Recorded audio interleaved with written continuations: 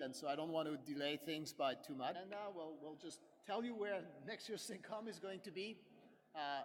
Some just very quick update on the SIG EC. Actually, we have several members of the SIG EC. Dina is here, Lars is here, and Aditya was over there, right? And I think Steve was around. Steve is our conference coordinator, but I don't see him in the room right now. So anyway, and then we'll go very quickly over what's going on in the SIG, and then hopefully we'll have some discussions and open Q&A sessions. So next year is in Beijing. The general chairs are Wendy Hall and John Ping Wu. And the program chairs are Katerina Argiraki and John Heidemann. And it will be held in Beijing from August 19 to August 24. So roughly more or less the same time frame as this year. There'll be a more official announcement and some additional material that's going to be presented tomorrow at the end of the banquet. But this is just sort of to let everybody know that this is where next year's SIGCOMM is going to be, just in case you're not going to the banquet. The SIG, so Lars, Aditya, and myself, and then Keshav is the past chair, Olivier is our CCR editor, Anduo is essentially running the website, and communications letter, and Dina is our award chair, so you saw her present the award this morning. Steve is our conference coordinator. For anyone who is interested in running a conference for the SIG, we'll hopefully be talking to Steve and can reach out to him. Marinho is our new director. So if you remember last year, for those of you who were here, we had a new position on the EC for someone who was going to be specifically focused on diversity and outreach. So Marinho was the co-general chair for SIGCOMM in Brazil, and he's holding this particular position, and Tristan is our education coordinator. So as I said, Steve, Dina, Lars, Aditya, and myself are at the conference, and if you have any questions or want to discuss anything, feel free to talk to any one of us. So this slide, so actually the relative percentage are, I think, correct. The absolute number may or may not be correct. I just got an email from ACM about 10 minutes before this meeting that they had just changed how they were reporting membership numbers, and they are now omitting expired memberships, which seemed to be something that I would have done in the first place. So I don't know exactly whether the total number of about 2,500 is correct. It may still be correct because I think the other numbers that I had were not including people who are SIG-only members, and it's actually a relatively large percentage of people who are SIG-only members, so they are not ACM member, they are only subscribing to the SIG as opposed to ACM and then the SIG. I think that the net is that there's not a lot of change. I think the SIG remains a somewhat predominantly North American organization. We've made progress in terms of diversification in Europe and in Asia, but for other parts of the world, we're still woefully underrepresented, in particular in South America and Africa and the Middle East, where we really don't have much presence. On the gender diversity front, we're also not doing very well. As I said, the difference that you're seeing between the 2 years is probably noise, right? And so I'll talk a little bit a little bit later about some initiative that we are putting in place to try to actually move things in the right direction, but there's obviously much progress that remains to be made. So very quickly, right, in terms of where the money comes from, so it comes from 3 major sources. It comes from conference surplus, DL or ACM Digital Library revenues, and memberships. Memberships are a teeny fraction. The 2 biggest sources of revenue are Digital Library, which is about 150K, and conference surpluses, which do vary from year to year.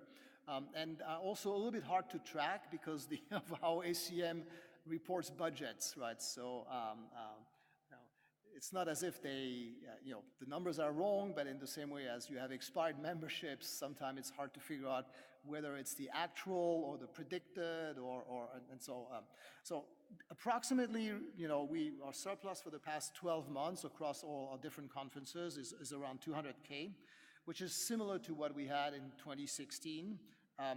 The biggest contributor to that surplus on the conference front is the SIGCOMM conference, with IMC and CONEXT coming sort of distant second and varying from year to year.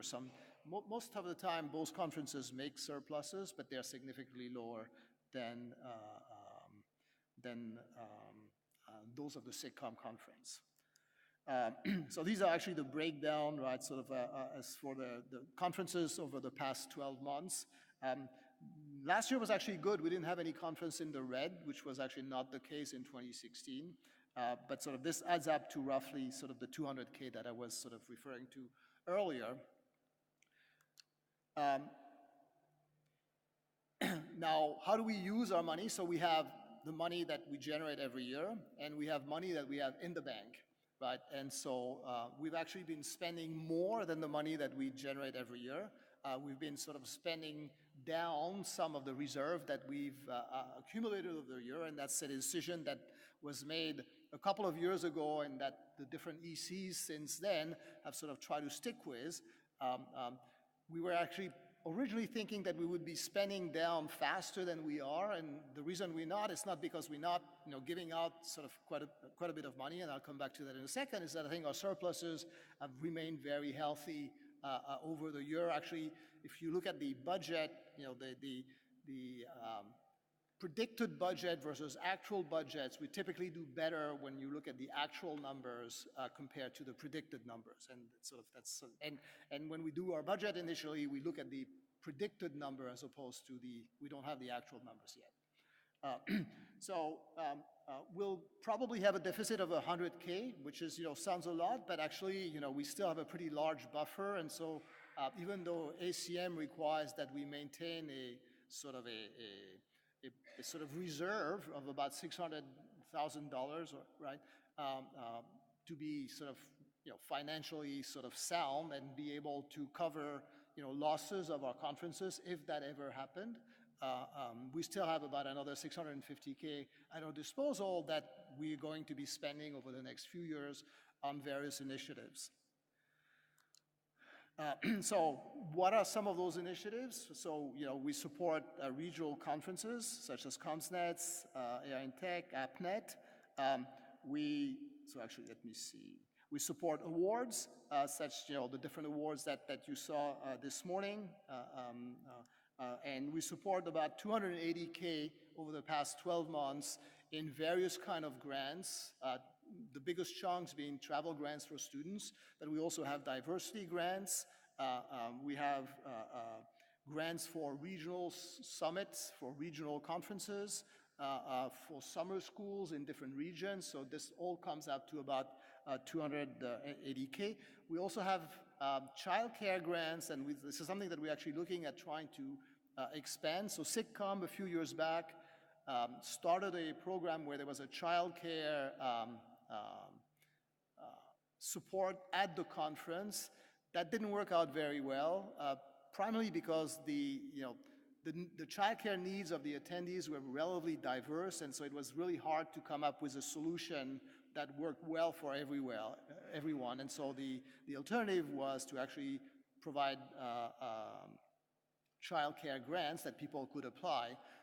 And one of the options we're considering is to actually expand that to not only be childcare, to support childcare support at the conference, but often it's actually childcare is something that may be preventing someone from coming to the conference because they don't want to travel with their children, but they can also not travel if there's nobody to take care of their children. And so the goal is to open the grants to actually also include childcare support for at-home sort of type of situation.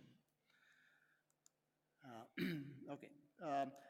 Before I go to this, let me now come back to a couple of updates regarding conferences. So couple of conferences that we were either co-sponsoring or sponsoring. So e-Energy, which was a conference, as its name indicates, dedicated to energy. There's a new EGG that has been created, EGG standing for Emerging Interest Group, which is a new structure that ACM has put in place to serve as an intermediate step between the creation of a new SIG and sort of the process. It was a lighter process than what is required in order to establish a new SIG. And so the new EIG was established in the area of e-energy, and the plan is for them to essentially take ownership of that conference, e-energy, which we had been sponsoring, and that will therefore likely happen in 2019. SOSR was a conference that sort of was, and maybe Aditya, you can say a few more words if people are interested, but it was sort of co-organized with the Linux Foundation, right? And the plan right now is to actually move towards a fully sponsored conference by the SIG, which could potentially be still co-located with ONS, the Open Networking Summit, which is run by the Linux Foundation, but would now be a separate conference. For those of you who remember, after last year's SIGCOMM, we did a survey regarding a variety of issues and question we had about the conference and possible evolutions or initiative that we were going to take into the conference. The results, there were 173 people who participated. The results, there was a SIGCOMM communications newsletter that was sent out with a link, which I've sort of reproduced here, that has all the results of that survey. And sort of some of the questions related to potential sort of changes to the SIGCOMM conference, whether it came to having revisions or having multiple deadlines. So the survey provided some input. There were some healthy discussions on that particular topic, and sort of when any follow-on is sort of in the court of the technical steering committee that basically has the mandate of is overseeing sort of the evolution, the technical evolution of the conference. A question that came up and that I wanted to, and unfortunately we don't have necessarily a representative sample of people here, but a question that came up was regarding the dates of the conference. So our website specifies, well hidden, but it's there. It specified that the SIGCOMM conference should take place between August 10 and September 10. So which is a 1 month window, right? And I think it's going back. I think it's been in general roughly the dates that the SIGCOMM conference over the past, I don't know, 15, 20 years has sort of been taking place. But over the past 4 to 5 years, it's actually been pretty much regularly during the third week of August, and it works well for certain people, and it doesn't work well for other people. And so, some of the people for whom it doesn't work well have sort of raised the issue of, why, or could we have the conference held, either earlier, right, or later after the start of, September. And so I know that there is no unique, perfect solution that everybody will agree upon, right? I think in general, the current dates work well for many people in academia in the US, although not all of them. It doesn't work that well for people who are in Europe. And it also, that was actually how the question came about, people who have young children have found it sort of difficult to find babysitting opportunity, sort of possibilities if they were to come to the conference and have someone taking care of their child. They felt that this was the worst week, right? It sort of coincides with the start of the school year in a number of US states. And so I just wanted to put it out and hear, if there's any particular thoughts and opinions. I know that, again, there's not a unique, perfect solution.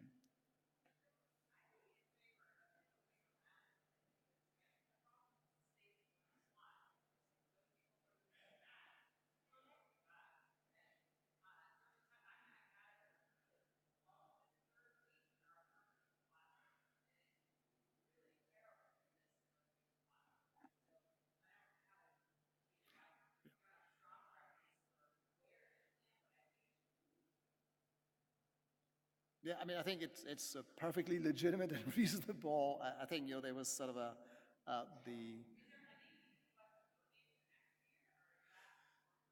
so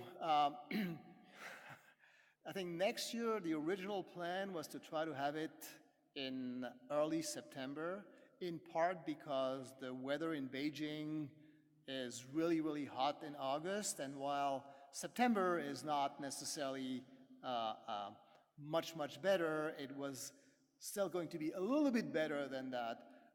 Apparently, that suggestion was discussed at a recent conference where a number of senior people sort of made the point that it could result in a much lower attendance from North America because the majority of people from North America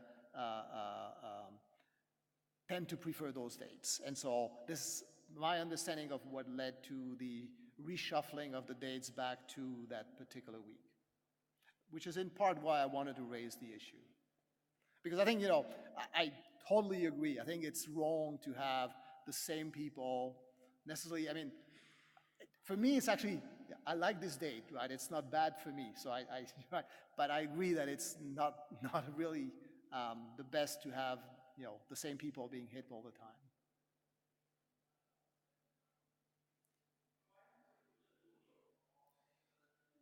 Okay, can we have the mic? A doodle.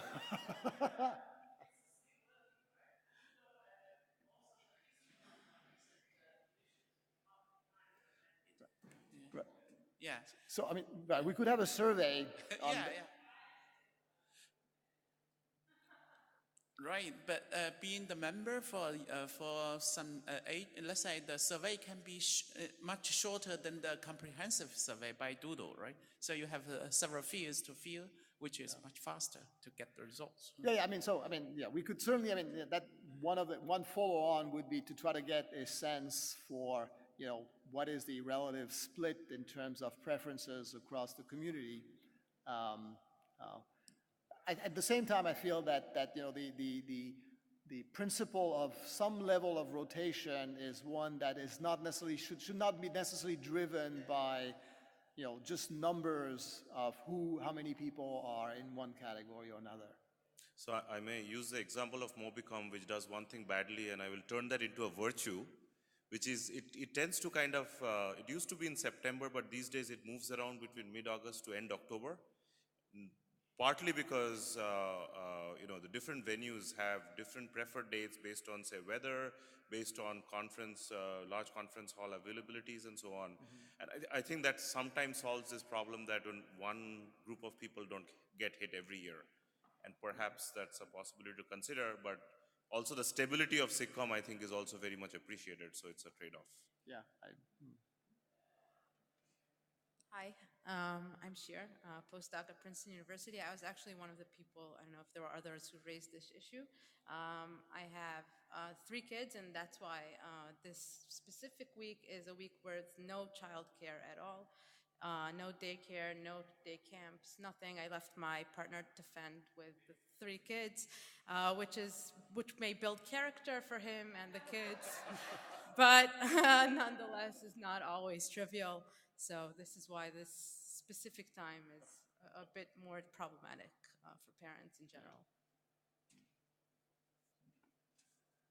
Yeah, I would not want to do a sort of formal voting thing, but I would highly suggest that we don't crack down on organizers that pick another week than week 3 in August, and make them move the conference so that it is there, right? So some dates work better for some organizers and some venues, and if we get some variability that way, I think that's fine, right? So it should move a bit. My birthday is August 16, right? I have spent it many times at SIGCOMM. It would be nice to not do that. It was, but I also like my wife.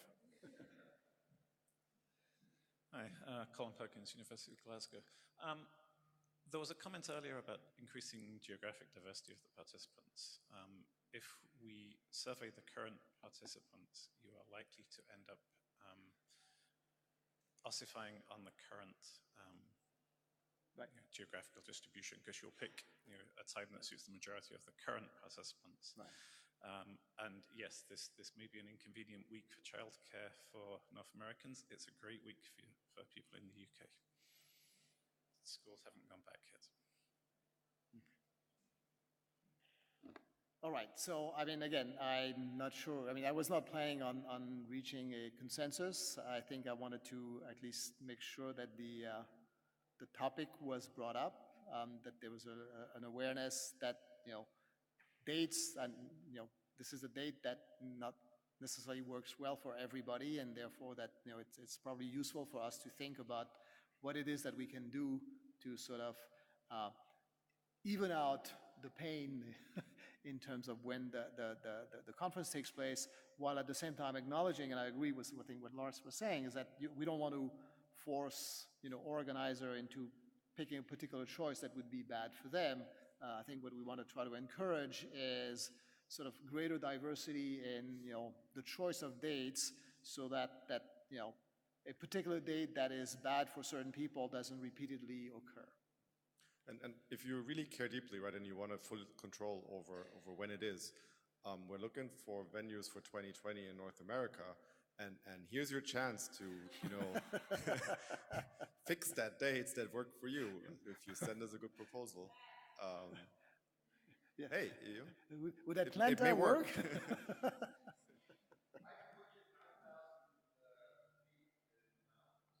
Well, sounds good to me. Okay, all right.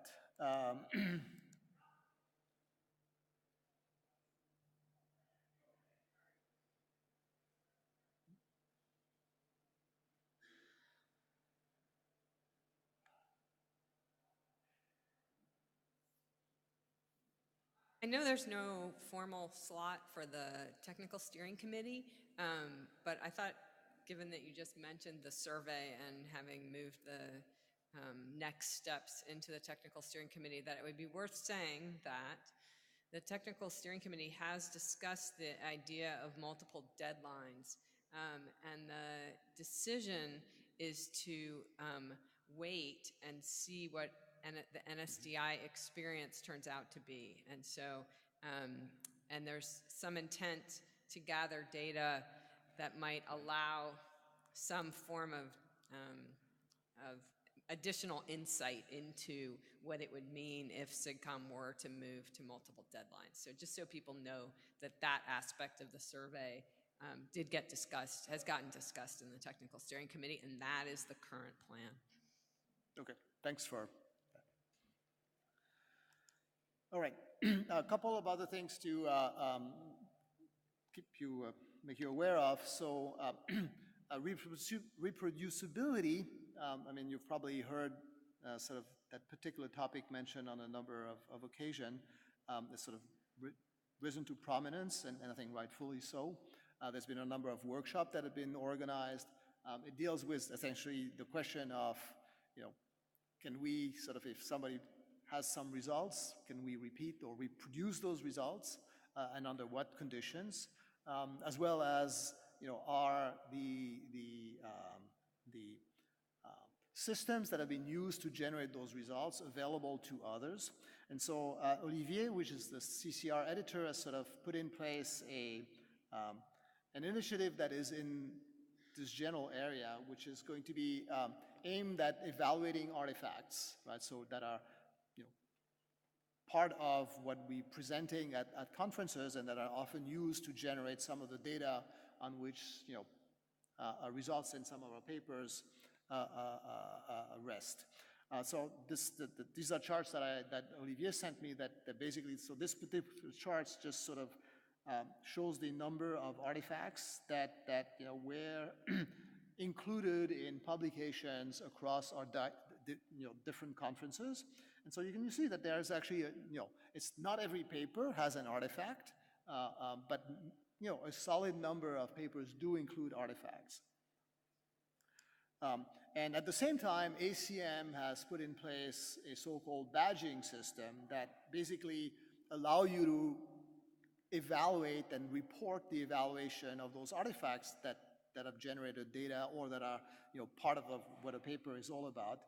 And there's different levels, and so if you go to the ACM site, it will actually tell you exactly, what each level corresponds to. It's sort of a progression in terms of how vetted those artifacts have been and how easy they are for others to use. Now, what sort of SIGCOMM, and so what Olivier is going to be doing is putting together a committee that's going to be responsible for evaluating artifacts that are from papers that are submitted to our conferences. So he's actually looking for volunteers. Now, this is going to be, it's an opt-in type of model where if you have an artifact and you have a paper that has been accepted and presented at a SIGCOMM conference, you can actually opt in to have your artifact evaluated by this committee. And this will then basically give rise to, after the committee's work, to the assignment potentially of one of the ACM badges as a function of the findings of what the committee is about and the availability of the artifact.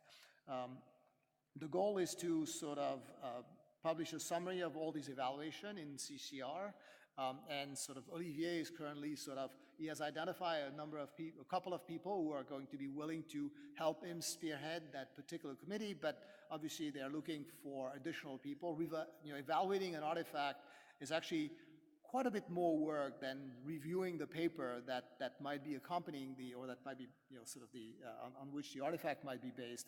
And so if you're interested in helping out, or if you know people who might be interested in helping out, you can apply. There's a URL that Olivier has made available. And the deadline is October, which will sort of coincide, I think, such that papers accepted at CONEX will be known by that time, so that if it's a CONEX paper, obviously SIGCOMM papers will be already known, but CONEX paper will also be included.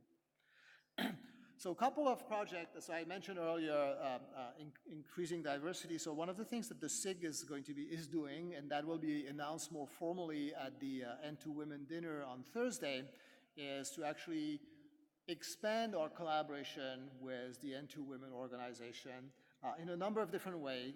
The most significant one is that we're going to essentially support a workshop, an N2 Women workshop every single year. And that will be held at one of the SIG's conference. It will rotate across our conferences so that it's not always at the same one, but there will be an N2 Women workshop each year at one of the SIG's conferences. There will always be an N2 Women dinner, like the one that's taking place on Thursday this year, that will be held at the SIGCOMM conference, and there will also be 2 N2 Women Service Awards that are going to be presented yearly at the SIGCOMM conference to recognize, women who have actually played a role in sort of promoting diversity and helping sort of our community become more diverse. Ellen talked about the CARES committee, and so this is something that we had started to put in motion. It was going more slowly than what we wanted to, in part because originally we wanted to sort of do a thorough job, and sort of had realized that people who are going to be on that committee need some kind of training. It's sort of there are so many different situations that you might be faced with that if you have absolutely no training, it could be a somewhat challenging role. And so we had discussed, and SIG-Arch and SIG-Micro, who have actually already put in place such a committee, and had similar discussion with ACM. ACM had said, yep, we're going to put training sessions in place so that you can take advantage of that. And we were waiting for those training sessions, and we're still waiting for the training session. So when Ellen sort of approached us to say, why don't we do something for this particular SIGCOMM conference, we just went ahead and decided to essentially take that opportunity and hopefully learn from it. And if people have suggestions on how and we should be structuring such a committee and how to make it more effective, make it easier for people to not be intimidated if they ever encounter such a situation. Again, you can contact any one of the members of the committee, as Ellen was sort of mentioning this morning. The last item that I want to mention is, IMC approached us to try to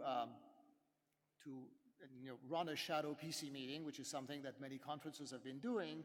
And we decided to try to take that opportunity for them to figure out, what are the differences between in-person and remote PC meetings, right?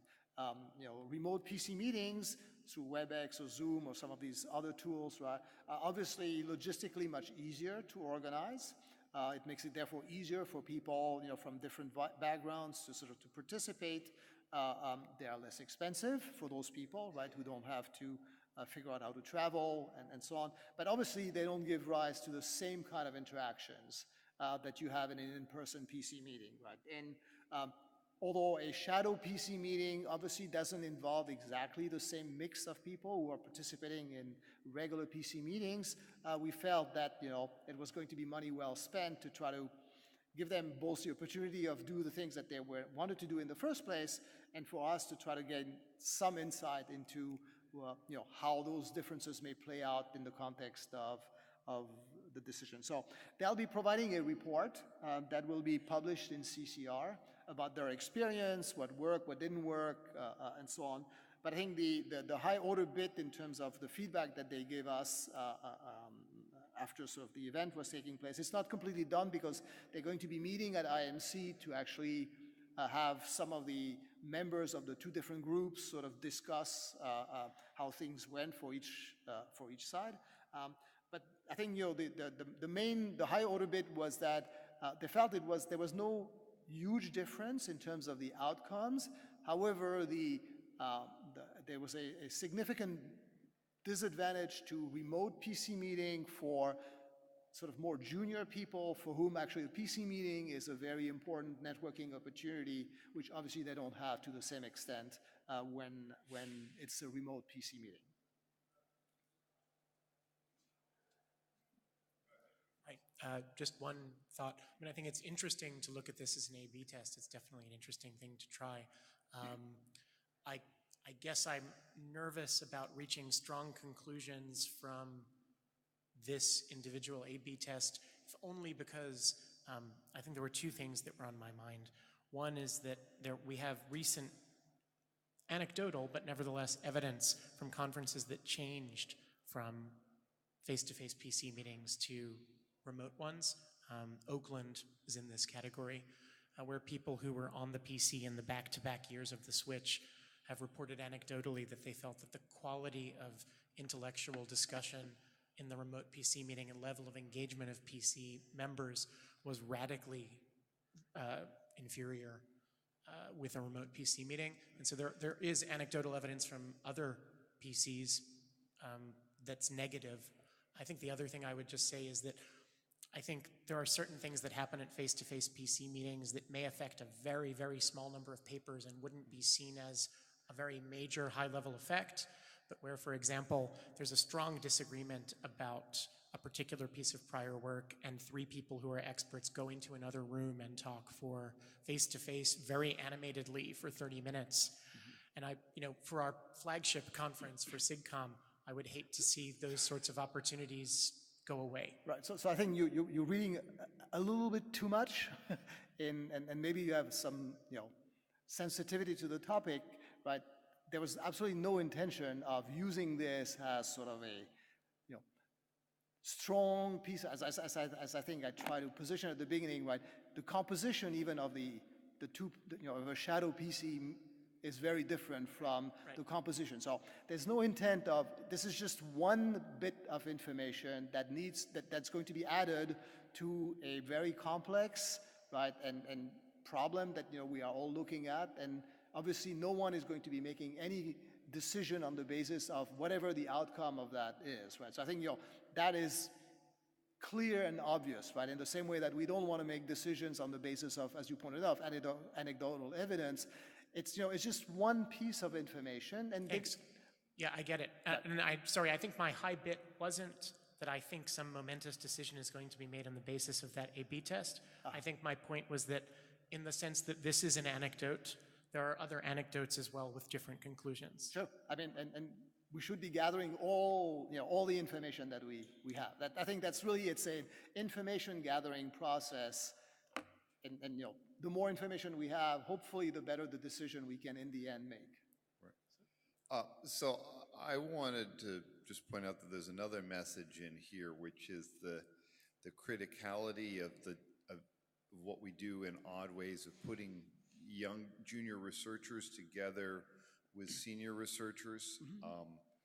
And I would have argued actually at TPC meetings, actually one of the most crucial things is the dinner, which you could actually hold at the main conference if you were worried about what, you know, a lack of time to connect. But we're also seeing it in some of the diversity activities we do, the popularity of the mentoring programs. And I was noticing just walking around this year and at the reception and trying to talk to people I didn't know, how many of them really were receptive to that and wanted to talk in an animated way, and thinking about more ways to cause those engagements to happen beyond TPC meetings would be a good thing. And that's all I'm just raising the subject for now. We can muse about it later. Yeah, I mean, I think I agree. These are valid, absolutely valid points. All right, anyone else? Nope, okay. So actually, it's sort of a segue into, I think, the point that Craig just made, where I think, you know, we need to do better in terms of engaging our junior people, in terms of reaching out to them, as well as making them aware of opportunities that are available to them. I don't think, you know, we do advertise them, but I don't think we do a good enough job in actually being more proactive and reaching out. So I think that's great that you reach out to people you didn't know, right? I try to do that, but I think it does take an effort that's not easy to take, because we have actually a number of you know, activities that are there to help, you know, promote sort of interactions for some of our junior members of our community, whether they are students or junior faculty. So for example, the SIG is sponsoring the CRA grad cohort, which is a workshop that CRA holds, right, that brings together junior and senior researcher from academia and industry. And so, you know, the students and junior faculty can apply, and, you know, it's, if you're selected, then essentially CRA, you know, pays for your travel and so on. And it's a great opportunity for interaction. And we do send a member of the SIG. So Dina was one of the two, and Chen Ni Chua was the other person who attended the CRA cohort workshop. And I think one of the reflection from, you know, they're participating in that event is, while it was good, right, the number of networking and systems students, right, could have been higher, right? It was sort of in some sense, you know, potentially missed opportunity, given that, you know, we sponsor the CRA, right? And we would love to see more of our students. So we're going to try to do a number of things, right, through, you know, and to women, and then sending out on various mailing lists to make, you know, student and junior faculty aware of that opportunity. But, you know, I think this is again an area where we can do better. And so, if you know students or junior faculty, right? I mean, I think making them aware that, you know, the SIG is obviously trying to create sort of some of those opportunities. You know, improving that is something that I think we can do better. Advisors aware of those programs so that they can communicate it to the students. Okay, fair enough. Oops. Okay. So again, if you have any thoughts and suggestions, you know, feel free to reach out and let any of us know. Please. Mia Kulun, I don't have any thoughts for you, but the ACM itself had the same problem, and they established a new initiative which is called Future of Computing Academy. So I'm a member of that. I'm actually a member of the executive committee of that initiative, which is also targeting early career people, junior faculty or late PhD students, whatever, to get more involved into the ACM and shaping the community, shaping the future of computing. Yeah, actually, I wanted to talk to you about this anyway, but maybe I can announce this initiative later at the conference, because there are not too many people in the room anymore. Right. Okay, yeah, definitely, please. And future, I mean, it's certainly one initiative that we can try to leverage and at the very least make sure that, we can connect the dots that we're not connecting. It's a very new initiative, and it seems like many of the SIGs don't know about this yet. So we have a lot of members from SIG Chi and very few members from other SIGs. But it's growing, so we have a new recruiting round next year, so more interactions between the SIGs, and this initiative would be welcome from both sides, I guess. Thank you. Hi, Colin Perkins. So I think there are a reasonable number of small, very informal, probably without published proceedings, workshops happening around the world, just for sort of local communities in particular countries or particular regions. I don't know if there's a way of getting SIGCOMM involved in those, even if it's just a small amount of sponsorship and some logos and some materials, but that may be a way of raising visibility. So maybe worth considering. We do have, as part of the money that the SIG budgets, right? We have a number of categories where we actually invite applications. So some of the workshops the smaller workshop, right? CommsNet, Intech, AppNet started exactly like that. They were sort of relatively local conferences and workshops that sort of reached out and asked, and the SIG, and we've been sponsoring them for a number of years. There was a Latin American workshop that sort of ended up not necessarily working out, and so we were trying to restart that one with sort of some local organization. But I guess the main challenge is making those small grassroots sort of initiatives aware that the SIG is receptive to supporting them in a variety of different ways, and therefore creating sort of an engagement process that can hopefully bring right. So I think closing that loop is, I think, for us has been the main challenge. Yeah, I would agree. I think the awareness that the SIG is willing to sponsor that sort of event is not there. Yeah. Yeah, I want to build on Colin's point for a moment, which is there's even more sub-regional stuff. So for example, we have a regional conference for women in information technology in Colorado that's sponsored by the local universities that we do, in part because the Grace Murray Hopper conference has gotten so outrageously expensive to send people to.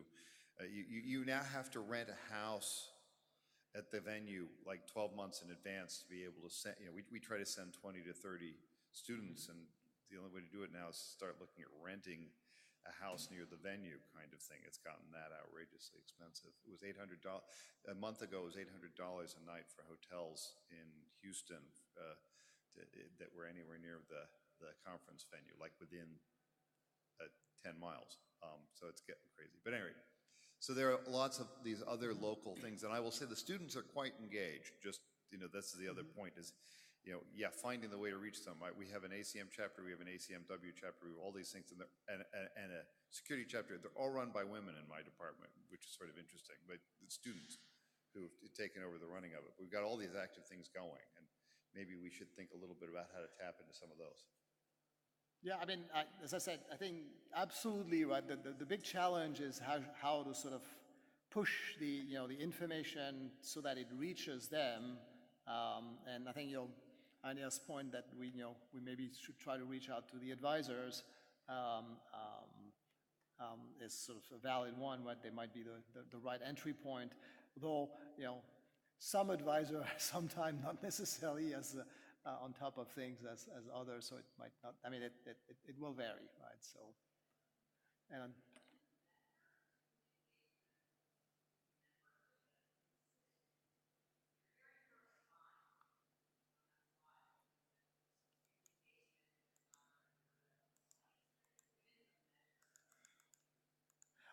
so right. So the measure, I think, is twofold. One, let's see.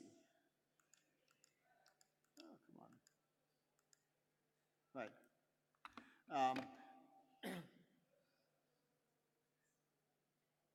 Is that I think, if you look at student membership in the SIG, it's flat, right? It's not going anywhere, right?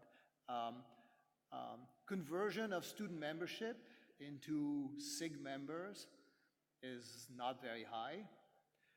And then I think but that's not unique to the SIG. That actually it's an ACM-wide problem where our student organization and WashU is the same as I guess Colorado State, right? Where we have really energetic student organization. Our WICS, Women in Computer Science group, is really gung-ho and they organize all kind of stuff. Our ACM group is very active as well. But once they graduate, they sort of disengage relatively quickly. And solving that particular dilemma is, I don't have a good sort of recipe for that. It's sort of a reality that we're facing, and I don't know if, I haven't heard, I don't know of anyone who has really a very potent sort of solution to that problem. Hi, Paulo Mendes. When I look at the question, what are students looking for? I just remember what happened today, and I see this every time in SIGCOMM, another conference. Students go there to where you are and say that they're looking for a job. PhD students. So we have very good PhD students here, and we, as senior members, are always looking for good members for research centers and companies. Maybe people are talking on coffee breaks for this. Maybe if we do this more officially, we'll bring more students to the conference. So I think, we've tried, and that's, I think, so the SIG as an industry liaison board, right, that has actually tried to play a role in, because that's what they actually, they're on the other side of the equation, right? They are interested in recruiting students. And I think that aspect has growing, so I think it has been growing. So I think, while we're not a job fair, and I don't think that we want to, right? I think there's been more has been done. I think students have become aware to the point that even some company are now organizing events on the side of the conference, which conflict with some of the other conference events that are not necessarily always positive. But so I think there's been progress in that direction, but I think there's also students who are not necessarily looking for a job. I was talking to some students who are a first-year PhD student, right? And what they're interested in is, what should I do, right? When I'm at a conference, how do I go about, how do I approach people? How do I find out who I should be talking to? They don't recognize faces. So I think this is probably one area also where we should be, I think, trying to do better. And I guess the kind of proactive, talking to people you don't know that Craig was mentioning earlier is definitely one way for us, for senior people to help, move things in the right direction.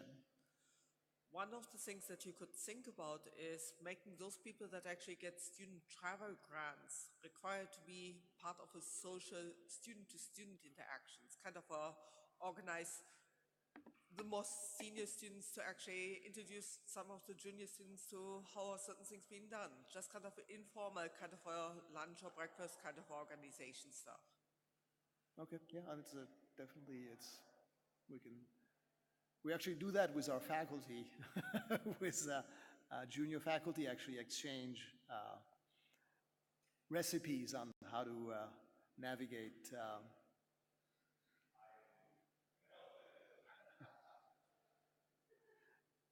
just wanted to state a personal opinion and maybe a slightly different angle. So the question is and it's the same for ACM as for SIG, if I pay my membership fee, right, what do I get out of it? Yeah, and networking is really an important point, but I don't have to be a member to do the networking. I can come to a conference, I can use various kind of social media today and so on, just having the membership itself. So the membership will give you a discount on your conference registration. That's not it. And that's actually why many, people become SIG member because, it's cheap and it's much cheaper than the delta in conference registration. So, but they don't convert that into an ACM membership because they don't need to. So, but what I actually want to say, maybe this classical membership model is not what we need anymore. Yeah, it's sort of, it is an ACM-wide, it's actually not just ACM. I think most professional organization And ACM is trying actually hard to articulate and find ways of creating value. It's not working very well, let's put it this way. I know. Another thought is also talking about senior and junior people doesn't really help, because that is kind of distributing people into two groups, what you not want, right? You want everybody work together. Yeah. Maybe a short thing. I'm a postdoc now. I was a student up until recently, and I never been a member of any SIG or so, because I never saw any value with that. I never found any news feed available for me to understand about, to know about events or anything else. And maybe that's the right way, is to go with social media or so, Twitter, Facebook, so on, and maintain groups or pages or something to announce things for students. Something like that. Yeah, so we have a Twitter feed, we have a Facebook page. I think the problem is that keeping those relevant with new information coming on a regular basis, and it's a little bit of a chicken and egg, right? Once you have a momentum going, then I think it can maybe sustain itself. But bootstrapping it is a challenge. And so far, we haven't been particularly successful in crossing that threshold where the process is sort of self-sustainable. Yeah, I'm talking about something specifically for students, maybe, because you want to increase students' attendance or engagement in general. So, right, but so we need people who are going to be contributing, interesting material. I'm pretty sure it's possible to find people that would like to add that Do you to want their to, are you CV. volunteering? I can consider that. We can talk about that. Okay. Because I mean that we're definitely looking for people who are willing to help us.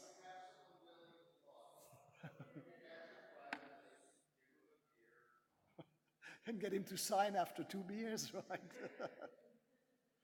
So the Facebook group actually is pretty self-sustainable at the moment. So the previous EC, Hamed specifically, did a good job of sort of keeping that active. And I just checked, we're just shy of 1,200 people, and it's a closed group, right? So that's almost the size of the SIG that's following the group. So it's not a small club. And there is like a daily post at, I would say, roughly every day, like some call for papers or something else. So it is actually working pretty well. And yeah, maybe, given that the ACM seems to have trouble to count its members, right? So maybe this membership model is really something that we should think about. Okay, so I think I have heard a couple of good suggestions. Hopefully we can try to follow up on individual discussions and see what happens. Okay, so I don't know what time it is, but it's probably time to wrap up. So I think, the net is, I think, the SIG is still in reasonably good shape. We do have resources, so we can, put those resources to use. And I think the N2 Women sort of initiative that we just started is one such example. But we don't have to limit ourselves to that. I think we need your help as much as possible. I think, in terms of, creating awareness of the fact that the SIG is here and willing to help for, these local or regional initiatives that could benefit from some support on the part of the SIG. So if, you happen to know an organizer or someone who is, trying to get something off the ground, this is, again, something where the SIG can help. I think, if you have suggestions in terms of, the various things that we could be doing to improve how we reach out to students and we make, becoming a SIG member and maybe an ACM member, something that they perceive as more valuable by creating sort of exchanges or by participating in the Future Academy of Computing. Again, I think, the SIG is here and willing to help. We have some resources, but, we can't do it just by itself. There are only so many people on the EC and there are only so many things that we can do. And so progress will have to be something that comes from, not just the EC, but the rest of the community. And we do have resources that we can, apply and help make things happen. But in some sense, we're also counting on people bringing forward some of those suggestions and initiatives. So there are a variety of other things, CCR being one of them, and so Olivier and his effort in evaluating artifact is one way of actually, for junior people to getting involved could actually be a pretty good opportunity. And Tristan Henderson is always looking out for various initiatives in the education area, and the link that's on the slide here is where you can find out more information about that.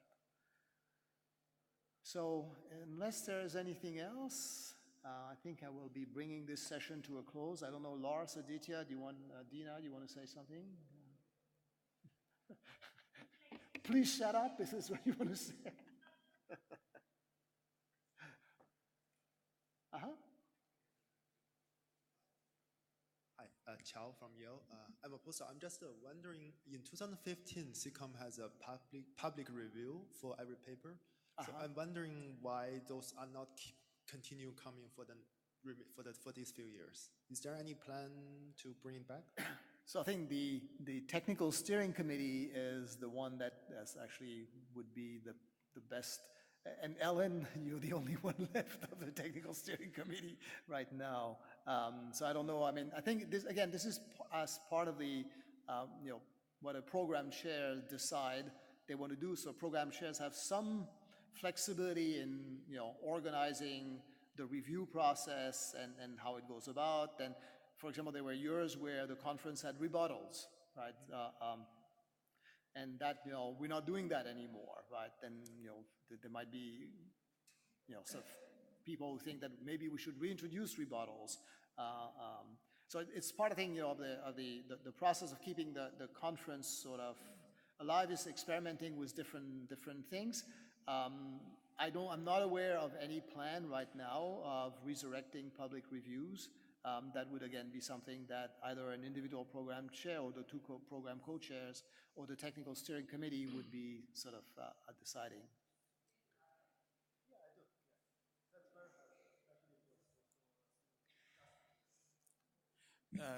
I have a kind of traditional question that likely occur again then. Earlier this year, I saw an email summarizing by the way, I'm Xiaoming Fu from University of Göttingen. So I saw an email documenting the statistics about different conferences. Their percentage of the PC members were published in the paper in the conference. And SIGCOMM is among those in the kind of yellow or even red group, right? And more severely, whether the future that says the PC chairs are allowed to continue to submit papers. I would like to see this kind of aspect to be discussed here. Right, so again, I think these aspects are aspects that are under the purview of the technical steering committee of the conference.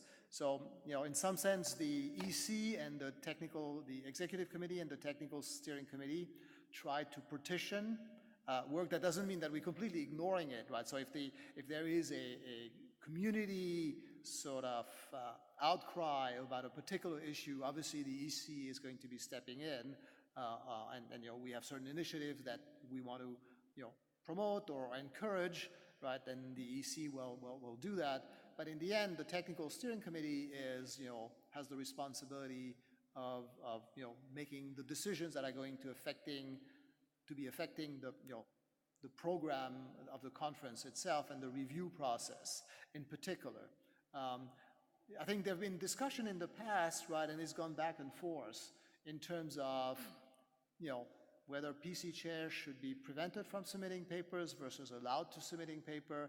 There are pros and cons with both options, right? If you prevent PC chairs from submitting papers, you're going to have a harder time finding good people, because often those good people, are, active in the area and want to publish. At the same time, it definitely can create some, sort of conflict of interest, or at least perception of conflict of interest of issues. I think we have mechanism in place to handle those, but the mechanisms are what they are, right? again, these are not new, as I think you just mentioned, right? I mean, they've been mentioned a number of times, and I think, the SIG has gone back and forth, and I think the outcome is that there's not a perfect solution either way.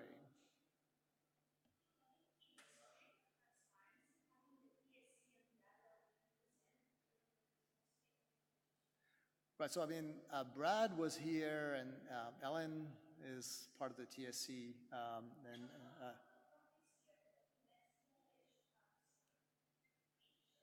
okay, that's actually a good point. Yep.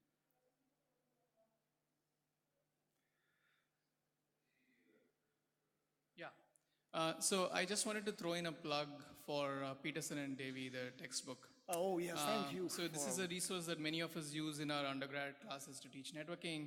It turns out that Peterson and Davy is now an open source textbook. We'll be sending out an email to the broader community about what this means. This means that you can contribute, modify, and possibly even for commercial reasons, alter the source of the text. It's on GitHub, and I think they're looking for people to contribute, but also to take advantage of this model. That's right. So they've made the text of the current edition. So they're still planning, I think, a new edition that will be published still through, I don't know whether probably Springer or whoever the publisher is. Okay, Elsevier. Okay. But the current edition was released as open source, and so they're interested in people contributing to that and using it. I think they're particularly interested in aspects that relate to providing historical perspective, which they feel is something that the book does reasonably well in terms of why were certain design decisions made throughout the history of the internet. And people actually can contribute and enrich the current text, again, as an open source contribution. So they essentially welcoming people interested in doing that. And so thanks for remembering to mention that.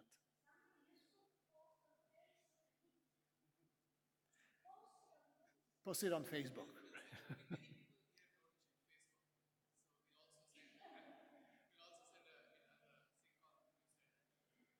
All right.